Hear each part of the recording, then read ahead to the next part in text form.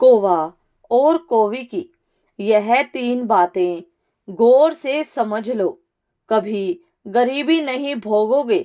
आइए जानते हैं एक पौराणिक कथा के माध्यम से। रामपुर गांव में एक बहुत ही गरीब ब्राह्मण रामू रहा करता था। उसके घर में एक विशाल बरगद का वृक्ष था। उस वृक्ष पर एक कौवे का जोड़ा रहता था। वे दोनों पति पत्नी बहुत ही बुद्धिमान थे और वह ब्राह्मण भी बड़ा ही सीधा साधा और सच्चा इंसान था। वह बेचारा गरीबी का जीवन जी रहा था।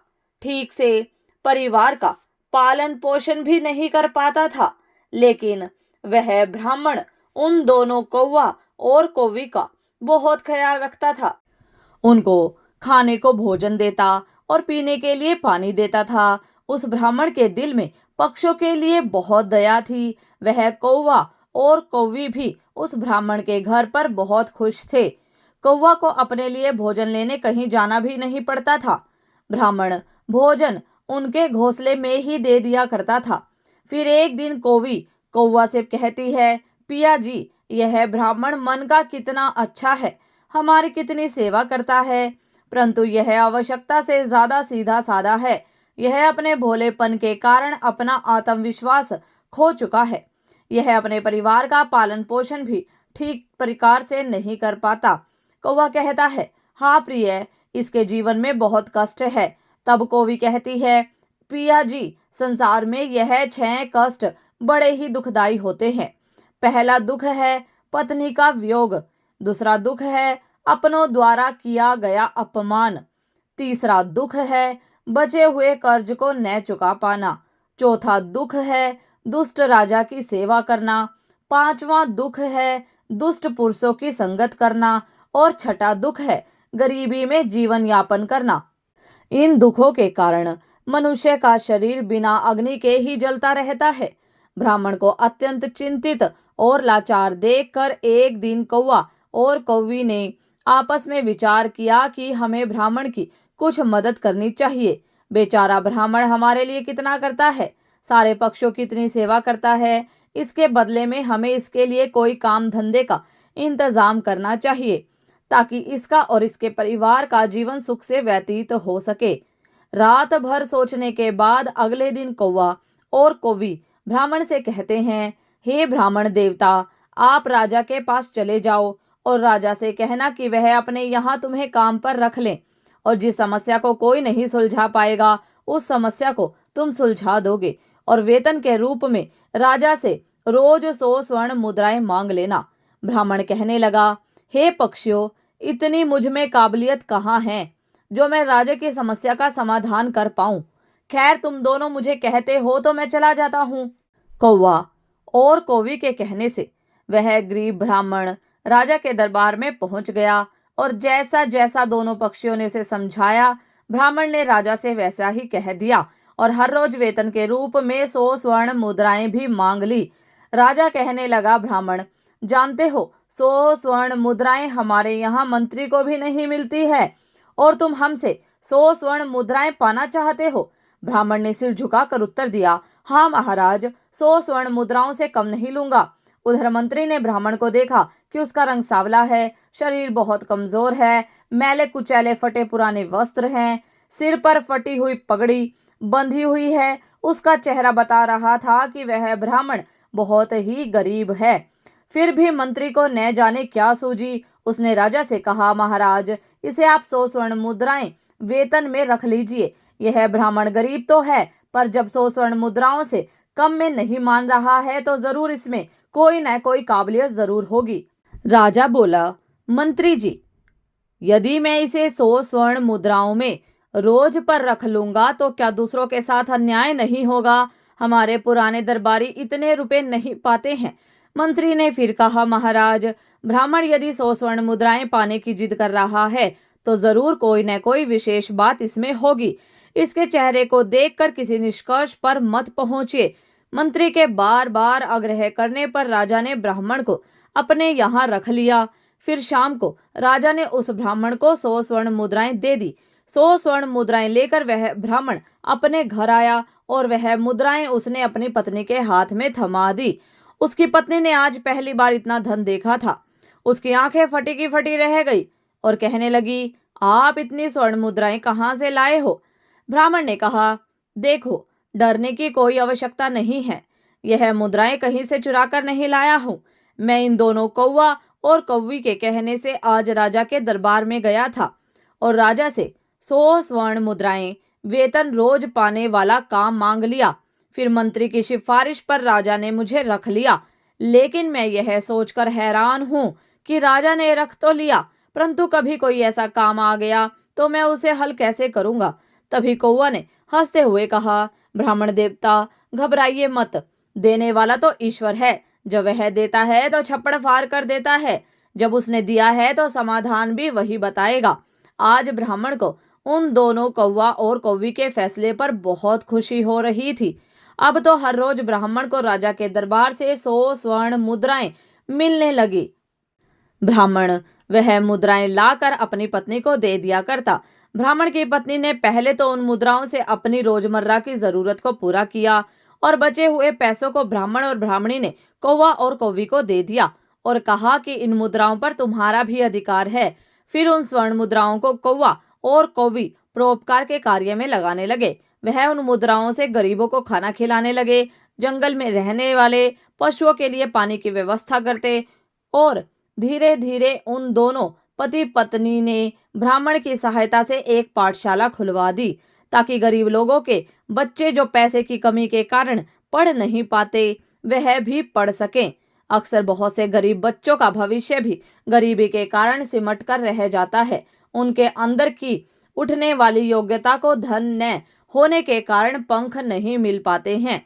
इसीलिए योग्य होने पर भी वे लोग बस लाचार और बेबस बनकर रह जाते हैं।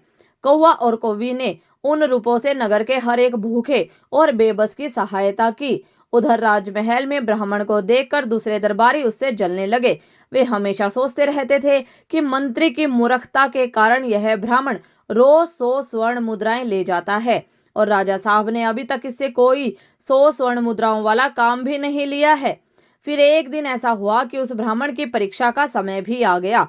राजा के दरबार में एक दूसरे देश के राजा का दूत आया और उसने कहा, महाराज, यदि आप हमारे 2 प्रश्नों का सही सही उत्तर देंगे तो हमारे महाराज आपको हमारा आधा राज्य दे देंगे, नहीं तो आपको अपना आधा राज्य देना पड़ेगा, और यदि आपने उनके इस प्रस्ताव को ठुकराया तो वह आप पर आक्रमण कर देंगे। उस दूत की बात सुनकर राजा बड़ी चिंता में पड़ गया कि अगर दूसरे राजा की बात नहीं मानी तो व्यर्थ में ही रक्तपात होगा। फिर यह सोचकर राजा ने दूत से कहा कि तुम अपने राजा के दोनों प्रश्न हमें बताओ। इतना कहते ही दूत ने एक पालकी मंगवाई। उस पालकी में 3 मूर्तियां रखी हुई थी। वह तीनों मूर्तियां संगमरमर के पत्थरों से बनी हुई थी। तीनों मूर्तियां देखने में बिल्कुल ही एक जैसी लगती थी। दूत ने कहा, महाराज, हमारे महाराज का पहला प्रश्न है कि इन तीनों मूर्तियों में श्रेष्ठ मूर्ति कौन सी है?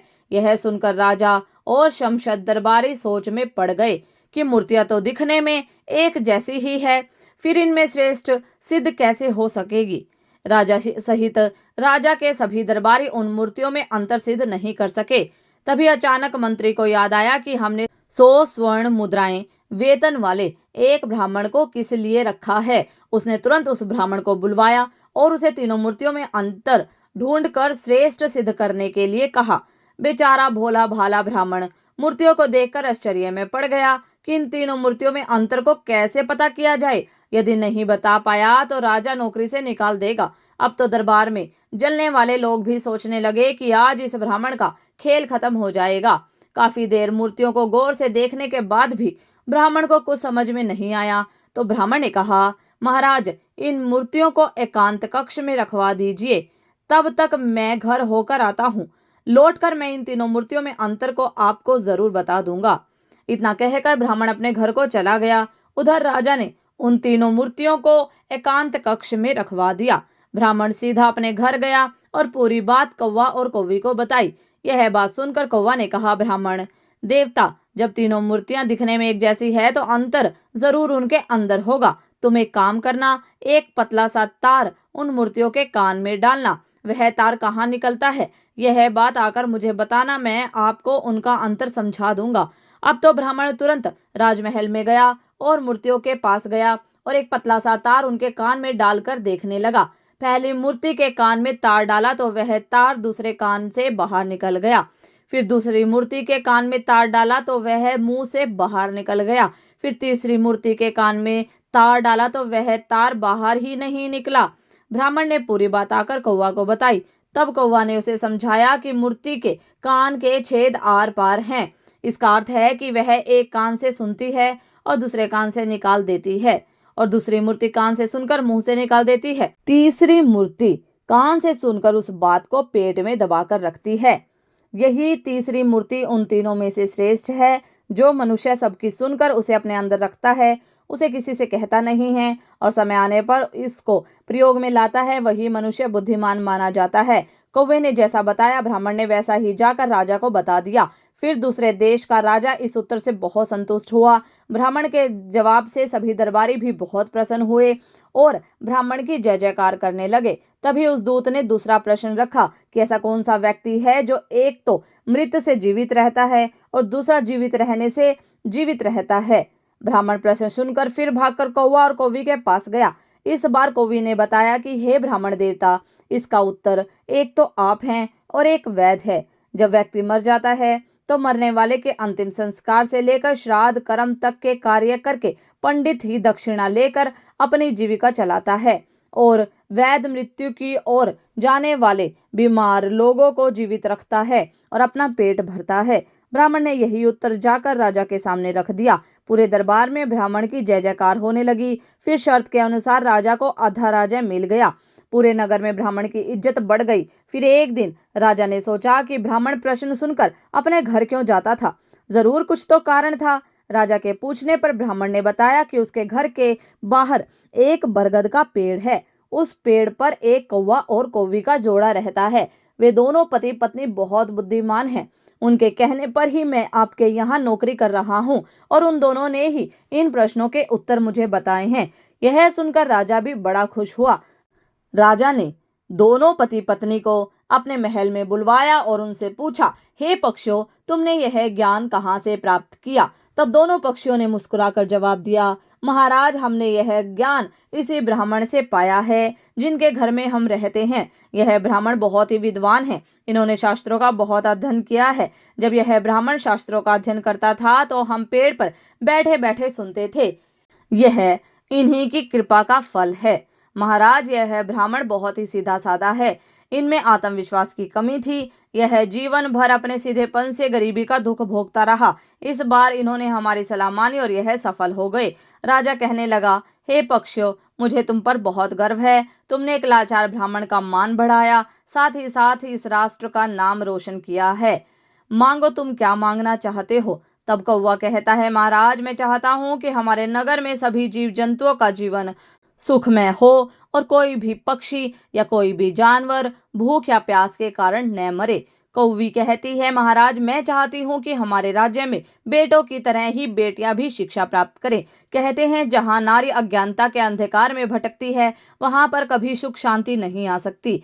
नारी अपनी संतान की गुरु होती है। यदि वह शिक्षित होगी तो उसकी संतान भी शिक्षित होगी। कौवा और कौवी के कहने पर राजा ने अपने राज्य में नारी शिक्षा और जीव जंतुओं की सेवा को बढ़ावा दिया। कहते हैं, जिस तरह सुंदर से सुंदर फूल भी बिना सुगंध के व्यर्थ है, उसी प्रकार मनुष्य चाहे कितना ही रूपवान हो, यौवन से भरपूर हो, बलवान हो, बड़े कुल में पैदा हुआ हो, स्त्री हो या पुरुष हो, विद्या के बिना दूसरों के प्रति, जीव जंतुओं के प्रति दया के बिना सब व्यर्थ है, उसकी कोई शोभा नहीं होती। तो भक्तों, आपको हमारी ये कहानी कैसी लगी कृपया कमेंट करके जरूर बताएं। वीडियो पसंद आई हो तो वीडियो को लाइक शेयर सब्सक्राइब करें। धन्यवाद।